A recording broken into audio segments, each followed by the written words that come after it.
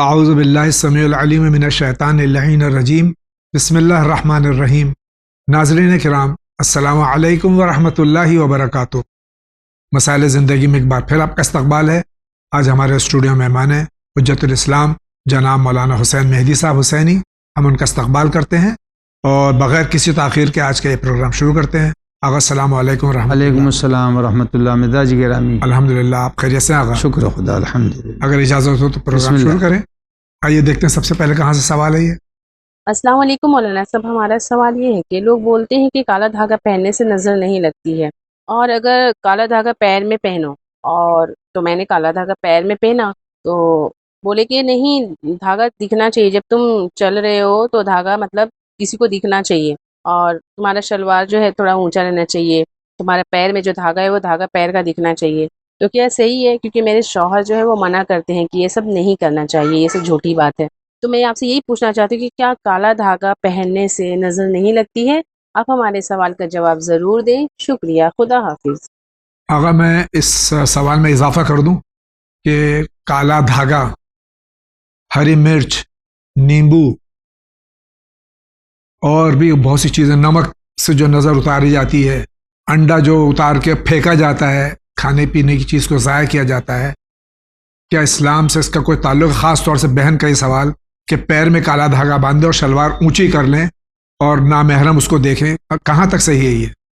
بسم اللہ الرحمن الرحیم، الحمد للہ والصلاۃ علی اہلہا، اللہم کل ولیک الحجۃ ابن الحسن صلواتک علیہ وعلی آبائہ فی ہذہ الساعۃ وفی کل ساعۃ ولیما وحافظا وقائدا وناصرا ودلیلا معینا حتی تسکنہ ارضک طوعا وتمتعہ فیہا طویلا۔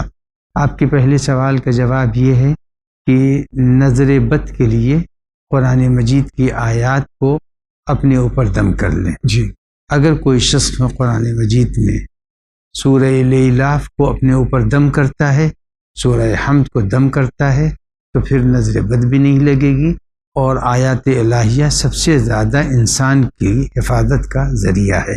جی، کالے دھاگے اور ہرے ڈورے سے کسی کا کوئی ربط نہیں۔ بہت بہت شکریہ۔ اگلا سوال۔ السلام علیکم، میرا نام حضرت فاطمہ ہے، میں لکھنؤ سے ہوں۔ مجھے ایک سوال ہے میرا عمرہ سے متعلق۔ میری ممی جو ابھی چلنے پھرنے سے جو تکلیف رہتی ہے، ان کے پاس ایک میڈ ہے، تو وہ میڈ بہت خیال رکھتی ہے اور بہت خدمت کرتی ہے۔ ابھی کچھ دن پہلے وہ ان کے ساتھ زیارت پہ گئی تھی، اور اس نے وہاں پر بھی ان کو بہت آرام دیا، اور ان کی زیارت بہت ماشاء اللہ بہت سکون سے ہو گئی۔ اب وہ واپس آئی اور 3-4 مہینے ہو گئے اس بات کو۔ اب وہ واپس عمرہ پہ جانا چاہتی ہیں اسی میٹ کے ساتھ، اور اس میٹ کی کہانی یہ ہے کہ وہ اپنی ماں باپ کی مرضی کے بنا شادی کی، اور اب اس کا ہسبینڈ مارکیٹ کر رہا ہے، تو اس کا طلاق کورٹ میں چل رہا ہے، اور اب وہ اکیلے رہتی ہے، لیکن وہ میری ممی سے بہت خیال رکھتی ہے۔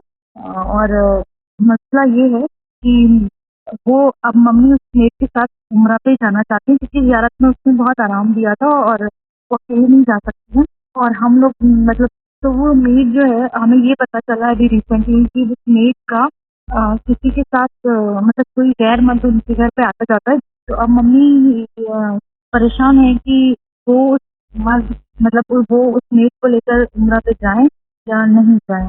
پلیز ہمیں بتائیں کہ وہ کیا عمرہ اس میٹ کے ساتھ جا کے کر سکتی ہیں یا کیونکہ ہمیں پتہ نہیں ہے کہ وہ جو مرد ہے وہ مطلب یہ بات ان کے پڑوسی نے بتائی ہے، اس میں کتنی سچائی ہے وہ ہمیں پتہ نہیں ہے۔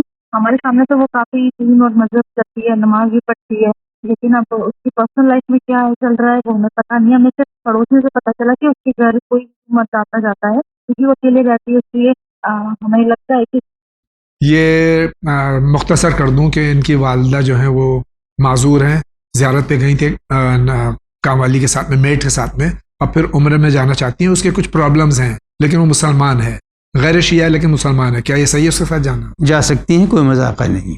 شکریہ، آگے بڑھتے ہیں۔ وعلیکم، ہم بول رہے ہیں، ہمارا کو ایک مسئلہ تھا، ایک لڑکی کا، میں شادی کرے دھوم دھام سے اپنے مولانا صاحب۔ ہمارا مسئلہ یہ ہے کہ بھائی ہم ہماری لڑکی طلاق لینا نہیں چاہتی تھی، اور اس کے شوہر نے اس کو طلاق نہیں دیے پر کھلا دیے، اس کا مطلب کیا ہوتا؟ طلاق ہوتا ہے یا کھلا؟ کیا بات ہے؟ ہم کو سمجھ نہیں آ رہا یہ۔ اس سوال کو ہی مختصر کر دوں کہ طلاق اور خلا میں فرق کیا ہے؟ خلا اگر لڑکی شوہر سے راضی نہیں ہے اور وہ کچھ رقم دے کر یا اپنے مہر کو معاف کر کے رہائی چاہتی ہے تو اس کو خلا کہتے ہیں. جی اور اگر شوہر کی طرف سے انجام پا رہا ہے تو اس کو طلاق کہتے ہیں. شکریہ آقا. اگلا سوال. مولانا صاحب میں شہر راشی سے بول رہا ہوں، حاجی سید شرافت علی. میرا سوال یہ تھا، کیا ٹیٹو بنوانے والے کا نماز پڑھنا صحیح ہے؟ کوئی جسم میں یا کہیں بعض جگہوں پر جہاں سے نظر آ رہا ہو، اور اس کے بعد بھی ٹیٹو کا جو یہ سسٹم چلا ہوا ہے، اس کے بعد لوگ نماز پڑھتے ہیں تو کہاں تک صحیح ہے؟ دوسرا سوال یہ ہے کہ اگر کوئی بندہ اگر ٹور لے کے جاتا ہے ہر وقت، ہر سال، ہر مہینے حج اور زیارت پر، تو وہ تو اپنے مقصد سے جا رہے ہیں، ہمیں کمیشن ملے گا پر نمبر، لیکن اس ٹور کے بعد ساتھ ساتھ وہ لے لیتے ہیں لوگوں کا ذمہ کہ ہم آپ کے باپ کا، آپ کا اپنا، ان کا حج بدل کر دیں گے. تو کیا یہ حج صحیح ہوگا؟ کیونکہ ان کا مقصد تو ہے پیسہ کمانا. اسی طرح سے یہ بھی لے لیے ذمہ کہ یہ ہم آپ کے بدلے حج کر دیں گے یا آپ کے والدین کو کر دیں گے. تو اس طرح کے جو لوگ دھندا کر رہے ہیں کہ یہاں تک کہاں تک صحیح ہے؟ اسی تو مولوی سے جڑا ہوا معاملہ ہے، ظاہر سی بات ہے کہ مولانا صاحب انہیں کا سبق کریں گے، لیکن میرے مزاج میں کوئی بات نہیں کر رہی ہے، کیونکہ یہ تو مقصد سے اپنے جا رہے پیسے کے. اب یہ بدل کر اس کو ذمہ لے لیے تو ہمیں تو نہیں سمجھ میں آ رہا کہ صحیح کام ہوگا. ورکر آپ لوگ عالم ہیں، بتائیے گا. مان اللہ. السلام علیکم. ان کے دو سوال ہیں. پہلا تو یہ کہ ٹیٹو، اس کا بارہا آپ نے بھی جواب دیا، دوسرے علماء کرام نے بھی جواب دیا. اگر ٹیٹو جسم پہ بنا ہوا ہے جو کہ جلد کے اندر ہوتا ہے تو کیا اس سے نماز ہو جائے گی؟ بالکل ہو جائے گی، کوئی مذاقہ نہیں. دوسرا سوال ان کا یہ کہ کچھ ٹور آپریٹرز جو ہیں وہ ان کا کام یہی ہے، وہ زیارت پہ اور عمرہ اور حج پہ لے جاتے ہیں لوگوں کو، تو ان کا تو ظاہر ہے وہ اپنے بغیر منافع کا کوئی کام نہیں کرتا ہے. تو اگر وہ لوگوں سے یہ کہیں کہ ہم آپ کو آپ کے کسی مرحوم کا یا جو اس قابل نہیں ہے کہ جو حج اور عمرہ کر سکیں، ان کی نیابت میں ہم یہ کر دیں، تو کیا یہ ان کا کرنا صحیح ہے؟ اگر کرنے والا جانتا ہے مناسک حج کو، جی آداب حج، محرمات حج، واجبات حج، سب سے باخبر ہے، اور دینے والے کو، نیابت دینے والے کو یقین بھی ہے کہ یہ انجام دے دے گا، تو دے دینے میں کوئی مذاقہ نہیں ہے. شکریہ آغا. آپ کا کیا سوال ہے، فرمائیے. السلام علیکم، میرا نام سید ریاض حسین جعفری، میں ناگپور شہر سے بول رہا ہوں. علی جاوید جیزی صاحب اور حجت اسلام قبلہ کی خدمت سے بہت بہت سلام. حالت حاضرہ پر معلومات کے لیے میرے خود کی اور مومنین کی معلومات میں اضافہ ہوگا کہ ہر ملک کے مرنے والوں کو شہید کہتے ہیں. ہر ملک والا اپنے مرنے والوں کو شہید کہتا ہے، جبکہ ایک حق پر ہے، ایک باطل پر ہے.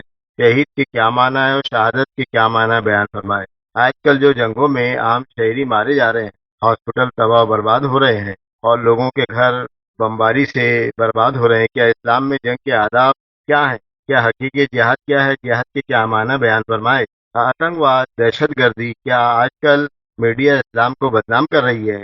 اسلامی آتنکواد کے نام سے اس پر روشنی ڈالنے کی سخت ضرورت ہے. آگا اسلام ایک اچھا سلامتی کا مذہب ہے، مذہب اور ہے، اہل مذہب اور ہے، تاکہ اسلام کی حقانیت، انسانی حقوق، برادر انسانیت کے سامنے آئے. اسلام دھرم مذہب ایک اچھا مذہب ہے، یہ تمام انسانیت کا پیغام دیتا ہے. جواب عنایت فرمائے. شکریہ. خدا حافظ. شہادت ایک جو ہے وہ شریعت والی شہادت، ایک ہے جو عام فہم لفظوں میں ملک کے جو ہمارے سولجرز ہیں، ہمارے ملٹری ہے، ہمارے جو فوج ہے، وہ اس میں اگر مر جاتے ہیں شہید کہا جاتا ہے.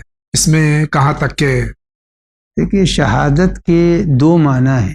جی ایک شہادت وہ ہے جو امام معصوم کی اجازت سے انجام پائے، جی اسے شہید کہتے ہیں. جی وہ حقیقت میں، حقیقی معنی میں شہید وہ بولا جائے گا. جی کچھ وہ افراد ہیں جو اپنے وطن کی دفاع میں مرتے ہیں، جی جب وہ دفاع میں مر رہے ہیں تو ان کو مجازاً شہید کہا جاتا ہے. جی جیسے من مات علی حب آل محمد مات شہیدہ، جی محبت اہل بیت کے اوپر مر گیا، یعنی اس نے جان دی ہے تو اس حقیقی عقیدے پر جان دی ہے. جی مثلا کوئی شخص اگر مکان میں دب کے مر گیا اس کو بھی مجازاً شہید کہتے ہیں۔ جی اگر کوئی خاتون ولادت کے زمانے میں مر جائیں تو ان کو بھی شہید کہتے ہیں۔ تو شہادت حقیقی معصوم کے زمانے میں اور اجازت سے انجام پاتی ہے، اور مجازاً ان سب کو شہید کہہ دیتے ہیں۔ جی جس طرح کربلا ایک ہے، جی لیکن ہر بستی کے پھولوں کے دفن کرنے کی جگہ کو بھی کربلا کہا جاتا بولتے ہے۔ ہیں۔ جی تو مجازاً بہت سی چیزیں کہی جاتی ہیں، جی اور ان لوگوں کو بھی جو لوگ دفاع وطن میں شہید ہو رہے ہیں، جان دے رہے ہیں، انہیں بھی مجازاً شہید کہہ سکتے ہیں۔ اب رہا کہ میڈیا نے آتنکواد کہنا شروع کر دیا ہے، تو مثلاً یہ ہے کہ یہ اس طرح کی تو بہت سی چیزیں ہیں جی جو آج تک ہم بھی نہیں چھڑا سکے۔ ایک نہ ایک دن انگریزوں کے لیے ہندوستان میں گاندھی جی جب وہ تحریک چلا رہے تھے، جی انگریزوں کے نزدیک وہ تحریک کیا بغاوت تھی؟ تھی۔ بغاوت تھی، جی لیکن بعد میں وہ بن گئی ہندوستان کی تحریک آزادی۔ جی تو اسی طرح سے وقت کے بدلنے کے ساتھ ساتھ الفاظ میں بھی تبدیلی آ جاتی ہے۔ بہت بہت شکریہ آغا۔ اگلا سوال لیتے ہیں۔ میرا سوال یہ ہے، کیا تہجد سنت ہے اور نفل ہے؟ بھائی کا سوال ہے، نماز شب صلاۃ اللیل جس کو تہجد بھی کہتے ہیں، یہ سنت ہے یا نفل ہے؟ نافلہ الگ ہے، نفل کے معنی ہوتے ہیں اضافے کے، جی لہذا ظہرین کے نافلے کو بھی کہیں گے کہ وہ مستحب ہے، مغربین کے نافلے کو، صبح کے نافلے کو۔ بس یہ فرق ہے کہ نماز شب کو صلاۃ اللیل کہتے ہیں، نماز شب بولتے ہیں، رات کی نماز بولتے ہیں۔ اگر کسی شخص نے اس نماز کو انجام دیا تو کہا جائے گا نماز شب ادا کر دی۔ اگر کسی نے نماز صبح پڑھی اور اس کے نافلے جو پہلے نہیں پڑھا تو کہا جائے گا کہ نماز صبح پڑھی ہے، نافلہ نہیں پڑھا ہے۔ بہت بہت شکریہ۔ اگلا سوال۔ السلام علیکم جاوید موسم، میں محمد جیری سے بول رہا ہوں۔ جی جاوید، میں ایک سوال اگر اس کی وضاحت کر سکے تو آپ کی بہت بہت مہربانی ہوگی۔ وہ سوال دراصل یہ ہے کہ جو مسجد اقصیٰ ہے فلسطین میں، یہ کس ایئر میں یہ بلڈ ہوئی ہے اور کس کے دور حکومت میں ہوئی ہے؟ اگر اس سوال کی آپ وضاحت کر سکے تو آپ کی بہت بہت مہربانی ہوگی۔ بہت بہت شکریہ۔ السلام علیکم۔ مسجد اقصیٰ کس زمانے میں اور کس کے زمانے میں بنائی گئی؟ جواب دے تو چکا ہوں اسی جگہ جی سے، یہاں میں ہو چکا ہے۔ دے چکا ہوں، میں جواب میں پھر بتا ہی دیتا ہوں، کیونکہ آج کل یہ مسئلہ جو ہے زیادہ زیر بحث چل رہا ہے۔ جناب آدم علیہ السلام پیغمبر سے پوچھا ہے، بخاری میں بھی یہ ہے، پیغمبر اکرم سے پوچھا کہ یہ بتائیے کہ مسجد اقصیٰ جسے ہم کہہ رہے ہیں بیت المقدس جی اور خانہ کعبہ، دونوں کے تعمیر کا زمانہ کیا ہے؟ جی تو پیغمبر اکرم نے جواب میں فرمایا کہ جناب آدم علیہ السلام نے ہی مسجد اقصیٰ یعنی بیت المقدس اور خانہ کعبہ کی تعمیر کی، جی اور دونوں کے درمیان جناب ابوذر اس کے راوی ہیں، اور دونوں کے درمیان 40 سال کا وقفہ ہے۔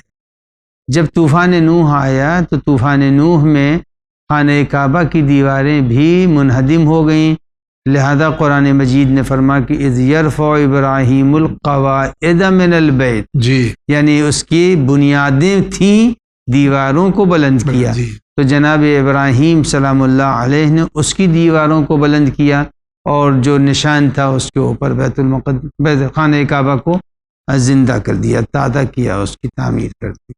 اور جناب داؤد علیہ السلام نے بیت المقدس کو جب وہ اس کی دیواریں اور اس کے آثار مٹنے لگے تھے تو اسی طوفان نوح کی وجہ سے، تو انہوں نے اس کو تعمیر کرنا شروع کیا، لیکن جناب داؤد مکمل نہیں کر سکے، جی اور اس کو پھر جناب سلیمان علیہ السلام نے بلند کیا اور اس کی تعمیر نو کا خود ذمہ لیا۔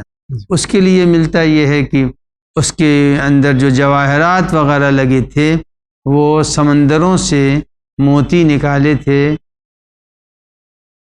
جناتوں نے، جی اور وہ جڑے گئے تھے۔ اس کی خوبی یہ تھی بیت المقدس کی کہ اندھیری رات میں بھی دور سے چمکتا وہ تھا۔ پتھر چمکتے تھے۔ جی تو یہ ہے مختصر سی تاریخ۔ جی بہت بہت شکریہ آغا۔ اگلا سوال کس کا دیکھتے ہیں؟ میں سید جعفر مینی پیر بخارا لکھنؤ سے بول رہا ہوں۔ میرا سوال یہ ہے کہ جس وقت میں نماز پڑھ رہا ہوتا ہوں تو قرب جواب سے رہتی آوازیں آتی رہتی ہیں، جس سے نماز تو کیا میں ایسا کر سکتا ہوں کہ اپنے کانوں میں ہوئی لگا لوں یا کانوں کو بند کر دوں اور نماز پڑھوں؟ یہ ممکن ہے؟ وعلیکم السلام۔ گاؤں دیہات میں بھی عام طور سے شور و ہنگامہ ہے، شہروں میں الگ بات ہے، تو جب نماز پڑھتے ہیں تو اس میں باہر سے آوازیں جو آتی ہیں تو کیا خلل پڑتا ہے نماز میں؟ کیا نماز ہماری ہو جائے گی؟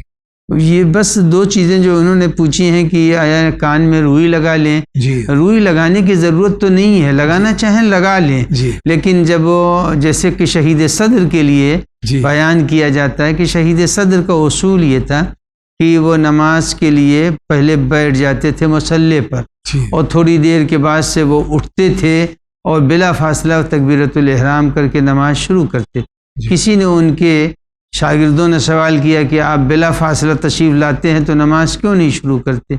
انہوں نے کہا میں تھوڑی دیر قبر ہے، محشر ہے، حضور خدا کا تصور ہے اور ان تمام دردناک مواقعوں کو یاد کر لیتا ہوں، اور یاد کرنے کے بعد سے پھر تکبیرۃ الاحرام کہتا ہوں، تو اتنی دیر تک وہ تصورات جہنم، بارگاہ خدا کی حاضری، پل سرات سے گزرنا، پورا برزخ جہنم کا کا وہ سارا کا سارا تصور جی ذہن میں باقی رہتا ہے اور نماز خاتمے تک پہنچ جاتی ہے۔ الحمدللہ۔ تو یہ اگر اس طرح سے سوچ لیں یا دو چار بند مرثیوں کے پڑھ لیں اور سید الشہداء کے اوپر جو تکلیفیں اور جو شدائد جو مصائب گزرے ہیں انہیں یاد کریں اور اس کے بعد سے نماز کو شروع کریں تو انشاءاللہ تعالی روئی لگانے کی ضرورت نہیں پڑے گی۔ بہت بہت شکریہ۔ اگلا سوال۔ السلام علیکم جناب، ہمارا مسائل ہے مہربانی مولا صاحب، مولانا جواد صاحب، آپ کو السلام علیکم۔ ہمارا ایک سوال ہے جناب، ہمارا 1 لاکھ نکلنے والا پیسہ جمع ہے، اس کو ہم کو ضروری ہو کر ہم نے یہ استعمال کیا اولی سال کے اول میں، آخر تو ہم کو اور پیسہ گنجائش ہو گیا، وہ ہم نے کچھ میں مجارہ کیا، وہ اگستانی کے حساب سے یہ حکم ہے ہوتا ہے، اس کا جواب دینا بڑی مہربانی۔ یہ فرما رہے ہیں کہ خمس 1 لاکھ روپے ان کے پاس جمع تھی، انہوں نے خرچ کر دیا اس کو، اور اب جو ہے وہ قرضہ بھی ہے ان کے اوپر، تو پہلے قرضہ ادا کریں یا خمس ادا کریں؟ جو رقم قرض کی ہے وہ ادا کر دیں، جی اور اس کے بعد سے جو رقم ہے نئی ان کی اضافی اس کے اوپر خمس ادا کریں۔ شکریہ آغا۔ ان کا کیا سوال ہے؟ میں حضرت سے بول رہا ہوں یہاں حیدر رضی۔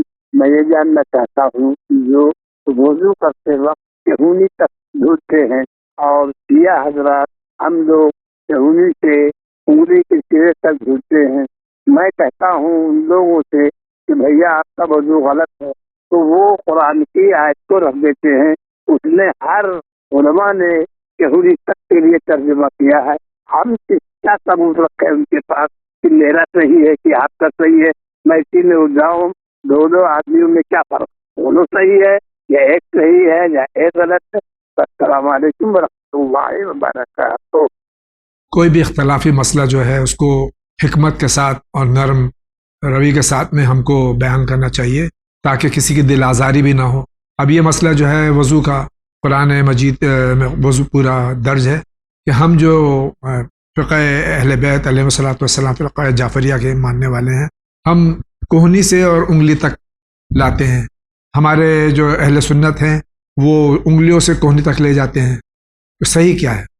سب سے پہلی چیز تو یہ ہے کہ ان مسائل کو جس کا ربط فقہ اور استدلال سے ہے جی اس کو عوامی طور سے نہیں پیش کرنا جی چاہیے۔ بے شک جی پہلے تو اس سے پرہیز کریں، جی اس لیے کہ وضو فروع دین میں ہے، جی نماز ہی فروع دین میں بے ہے، شک جی تو جب اصول دین صحیح ہو جائیں گے تو فروع دین خود بخود صحیح ہو جائیں گے، لہذا فروع دین کے اوپر بحث نہیں کرنی چاہیے۔ دوسری بات یہ ہے کہ قرآن مجید کہتا ہے کہ فَاغْسِلُوا وُجُوهَكُمْ وَأَيْدِيكُمْ إِلَى الْمَرَافِقِ، الا کے معنی اگر کہنی ہی ہے تو اتم الصیام الی اللیل، روزے کو رات کی انتہا پر ختم کرنا چاہیے، غروب کیے وقت روزے کو نہیں ختم کرنا چاہیے۔ لہذا میری گزارش ہے نہال صاحب سے کہ وہ انہی مسائل کو پیش کریں جس کو کہ وہ انجام دے سکتے ہیں، اور جن مسئلوں میں وہ نہیں جواب دے سکتے ان کی ذمہ داری سارے کے سارے سامعین کو مطمئن کرنا نہیں ہے بلکہ مسائل کا جواب دینا ہے. جی اور یہ مسئلہ نہیں ہے، علم کلام کا مسئلہ ہے. اور علم کلام جو ہے ہمیشہ دونوں طرف کے علماء. سوال اور جواب کو سن کے ایک دوسرے کے جواب، دوسرا پہلے کے سوال کا جواب دیتا ہے. وہ ایک طولانی بحث ہے جس کا ربط مسائل زندگی سے قطعا نہیں ہے. بہت بہت شکریہ آغا. آگے بڑھتے ہیں. السلام علیکم. میرا سوال یہ ہے کہ میں ڈونیشن دینا چاہتا ہوں. بہت بہت شکریہ آپ کا. آپ ڈونیشن دینا چاہتے ہیں، پوری تفصیل آپ کے اسکرین پہ آ رہی ہے، آپ اس کو غور سے دیکھ لیجئے. اور میں صرف آپ تو دے رہے ہیں، آپ کا بہت بہت شکریہ. تمام ناظرین سے گزارش ہے میری کہ چینل ون آپ کا جو پیغام انسانیت پوری دنیا میں پہنچانے کی پوری کوشش کر رہا ہے. پیغام انسانیت یعنی پیغام محمد اور آل محمد علیہ الصلوۃ والسلام. آپ ہر ممکن تعاون کیجئے چینل ون کی سہم امام سے، ڈونیشن سے، اپنے سجیشن سے، اپنے خیالات سے اظہار کیجئے اور اس کو مزید تقویت پہنچائیے. یہ آپ کا چینل ہے. بہت بہت شکریہ. آگے بڑھتے ہیں. السلام علیکم مولانا صاحب. میرا سوال یہ ہے کہ اگر کوئی مولانا صاحب یا عالم دین جیسے مجلس کے دوران ممبر پر بیٹھ کے اگر کچھ فروع دین کے متعلق ہی کچھ غلط پڑھتا ہے، فروع دین میں سے ہی کچھ غلط پڑھتا ہے، تو کیا ممبر پہ ہی سب کے سامنے ان کو ٹوکا جا سکتا ہے یا صحیح ہے؟ کیا یہ صحیح ہے سب کے سامنے ان کو ٹوکنا؟ فروع دین کی ممبر پہ اگر کوئی بھی ذاکر بیٹھا ہے، غلطی کا امکان ہر ایک سے ہے، تو کیا اس کو اگر غلط کچھ بات پڑھ دی ہے اسی وقت ٹوکنا چاہیے یا بعد میں؟ اگر ممبر پر کسی صاحب علم کو بٹھلایا ہے جی یا پھر کسی ایک عام آدمی کو بٹھلایا ہے، جی یہ ذمہ داری ہے مومنین کی. جی. کس کو ممبر پر لا رہے ہیں؟ جی جب ممبر کے اوپر اگر عالم دین کو لائے ہیں اور ان کے سمجھ میں کوئی بات نہیں آ رہی ہے جی تو خاتمہ مجلس کے بعد ان سے پوچھ سکتے ہیں کہ یہ جو بات آپ نے پڑھی ہے یہ میں نہیں سمجھ پایا. یہ نہیں ہے کہ یہ بات نہیں ہے، جی اس لیے کہ فقط مجلسوں سے جو چیزیں سننے میں آتی ہیں وہ سارا علم دین نہیں کہا جاتا. جی. اور اگر کوئی کسی ایسے آدمی کو ممبر پر لائے ہیں جو ممبر کے لائق نہیں ہے تو جو اس کی غلطیاں ہیں اس کو بھی تنہائی میں اسے سمجھا دینا چاہیے کہ یہ جو بات آپ فرما رہے ہیں شاید ہمارے نظر میں صحیح نہیں ہے، اس لیے کہ گفتگو میں ہر جگہ ادب و احترام کو مد نظر رکھنا چاہیے. شکریہ آغا. آگے بڑھتے ہیں. لکھنؤ سے بول رہے ہیں.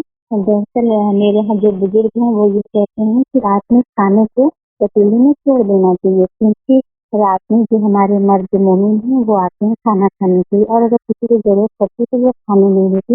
تو یہ بات صحیح ہے؟ یہ ہماری خواہر کا سوال ہے کہ کچھ لوگ ان کے بزرگ یہ کہتے ہیں کہ رات کو پتیلی ہی میں کھانا چھوڑ دینا چاہیے جو بچا ہے، کیونکہ مرحومین آتے ہیں وہ کھاتے ہیں. دیکھیے عند ربہم یرزقون، مرنے والے جو ہیں وہ رب العزت کی طرف سے پا رہے ہیں. مومن ہیں انشاءاللہ جی. کہ انہوں نے پوچھا جی. تو مومن ہی ہیں. جی جی. ان کے بزرگ جتنے بھی ہیں جی. مومن. عند ربہم یرزقون، وہ رب العزت کی طرف سے پا رہے ہیں. جی. ہم لوگ بھی کھا رہے ہیں اللہ کا دیا ہوا، جی. لیکن ہم لوگ من اللہ پا رہے ہیں. جی. وہ عند ربہم، وہ اللہ کے پاس ہیں، یعنی جلال الہی اور جمال الہی کے پاس ہیں، وہ وہاں سے پا رہے ہیں. دیگچیوں میں چھوڑ دینے سے ارواح کھانا کھانے نہیں آتی. یہ ان کا وہم و گمان اور غلط ہے، بالکل غلط ہے، ٹوٹلی غلط ہے. بہت بہت شکریہ آغا. اگلا سوال. السلام علیکم ورحمۃ اللہ وبرکاتہ. میرا نام محمد عثمان علی ہے اور میں آندھرا پردیش سے بات کرتا ہوں. میرا سوال یہ ہے کہ عقیق کے انگوٹھے کس ہاتھ میں پہننا چاہیے اور کس انگلی میں پہننا چاہیے، اس کے تفصیل بتا دیجیے، اور انگوٹھے کے مسائل بھی آپ بتا دیجیے. السلام علیکم یا سیدی. بھائی کا سوال ہے عقیق کی انگوٹھی کس ہاتھ میں پہننی چاہیے، کس انگلی میں پہننی چاہیے اور اس کے مسائل کیا ہیں؟ اگر مرد ہے تو اس کے لیے معصومین نے فرمایا ہے کہ ان 2 انگلیوں میں پہننا چاہیے. جی. جس طرح سے جی. ابھی میری انگلیوں میں ہے، جی. انہی 2 انگلیوں میں پہننا چاہیے. جی. اگر عورت ہے تو وہ 10 انگلی میں پہن سکتی ہے. جی. اب رہا مسئلہ وہ پتھر جن کو پیغمبر اکرم نے اور ائمہ طاہرین نے پہننے کی تاکید کی ہے، مثلا فیروزہ ہے، در نجف ہے، عقیق ہے، اور اس کے ساتھ ساتھ یاقوت ہے، ان پتھروں کے پہننے کے لیے استخارے کی بھی ضرورت نہیں ہے۔ شکریہ آغا. اگلا سوال. السلام علیکم مولانا صاحب، میں بھوپال سے بول رہی ہوں. ہمارا سوال یہ ہے کہ جیسے آج کل قبرستان انسان جاتا ہے تو دیکھتے ہیں کہ کسی کی سرحانے اس کی تختی لگی رہتی ہے، اس پہ ڈیٹ آف برتھ اور پیدائش ولادت جو بھی ہے جب تک یہ سب لکھ کے ڈال دیا جاتا ہے. اور بچے لوگوں کا انتقال ہوتا ہے تو اس کی فوٹو لگا دی جاتی ہے. انسان جب قبرستان جاتا ہے تو دیکھ کر بہت کراہیت گزرتی ہے، بہت افسوس ہوتا ہے، بالکل اچھا نہیں لگتا ہے. تو کیا یہ صحیح ہے کہ بچوں کی فوٹو لگا دی جائے؟ یہ کیا صحیح ہے؟ کیونکہ بالکل اچھا نہیں لگتا ہے. تو آپ ہمارے سوال کا جواب ضرور دیں. شکریہ. خدا حافظ. قبروں کے اوپر خطبے لگے رہتے ہیں اور اب ہمارے ہندوستان میں بھی یہ رواج ہو گیا ہے، اور صحیح ہے غلط ہے تو آپ فرمائیں گے کہ بچوں کی اور نوجوانوں کی جو ہے وہ جن کا انتقال ہو جاتا ہے ان کے فوٹو بھی لگا دیے جاتے ہیں. کہاں تک صحیح ہے؟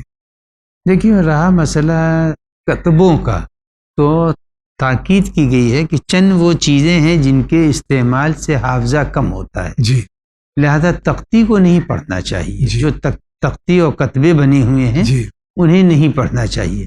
اب رہا تصویر کا لگانا، تو ظاہر ہے جس کے گھر کا مردہ ہے، جس کے گھر کے مرنے والے ہیں، وہ اپنے گھر کے مرنے والوں کی یادگار کو کسی نہ کسی عنوان سے قائم رکھتا ہے. جی. وہ قبرستان میں تصویروں کے ذریعے سے، ایران میں بھی میں نے دیکھا، مشہد میں بھی دیکھا، اور دوسری نجف وغیرہ جگہوں میں کے بھی ہے. اوپر بھی ہے، نجف وغیرہ میں جی. بھی ہے مثلا. لہذا ہر انسان کو اپنے مردوں کی یادگار کو قائم کرنے کا حق ہے. بہت اگر ان کو احترام ہے اور نہیں دیکھا جاتا، ہو سکتا ہے رقیق القلب ہوں اور نرم دل ہوں، اس لیے نہیں دیکھ پاتی ہیں، تو ان تصویروں پر نظر نہ ڈالیں اور آگے بڑھ کے فاتحہ وغیرہ پڑھ کے واپس ہو جائیں. بہت بہت شکریہ. اگلا سوال. السلام علیکم مولانا صاحب، میں پونے سے فاطمہ بول رہی ہوں. ہمارا سوال یہ ہے کہ ہم نے سنا ہے چھٹے امام کا قول ہے کہ آدھے کٹے ہوئے نیمبو پہ 5-6 لونگ لگانے سے بیماریاں دور ہو جاتی ہیں. کیا یہ صحیح ہے؟ ہمارے سوال کا جواب ضرور دیں. شکریہ. خدا حافظ. اس ہماری بچی کا سوال ہے کہ انہوں نے کسی سنا ہے کہ صادق علیہ محمد علیہ الصلوۃ والسلام سے روایت ہے کہ کٹے ہوئے نیمبو پہ 6-7 لونگ لگانے سے بیماریاں دور ہوتی ہیں. کہاں تک صحیح ہے؟ میں پہلے اپنے تمام ناظرین سے ایک گزارش کروں گا، جی. وہ یہ ہے کہ کسی بھی بات کو معصوم کی طرف منسوب نہیں کرنا چاہیے. جی. حالت صوم میں اگر منسوب کر دیا تو روزہ باطل ہو جائے گا. لہذا اگر کسی کو ون سے سوال کرنا ہے تو وہ یہ کہہ سکتا ہے کہ میں نے یہ بات سنی ہے کہ کٹے ہوئے لیموں میں لونگ لگا دینے کے بعد مثلا یہ ہوتا ہے. جی. تو اس طرح کے سوالات کیے جا سکتے ہیں. اب رہا اصل سوال کہ آیا انہوں نے جو سنا تھا، اس طرح کی کوئی ایسی حدیث نہیں ہے، کوئی ایسی روایت نہیں ہے، اور اس کے اندر کہیں سے کوئی حقانیت نہیں ہے. بہت بہت شکریہ آغا. آپ کیا کہنا چاہتے ہیں؟ فرمائیے. ایک دفعہ سوال پوچھا تھا، ابھی کون سا مسئلہ مولانا ابھی کام کر رہے تھے، مجھے یاد آ گیا.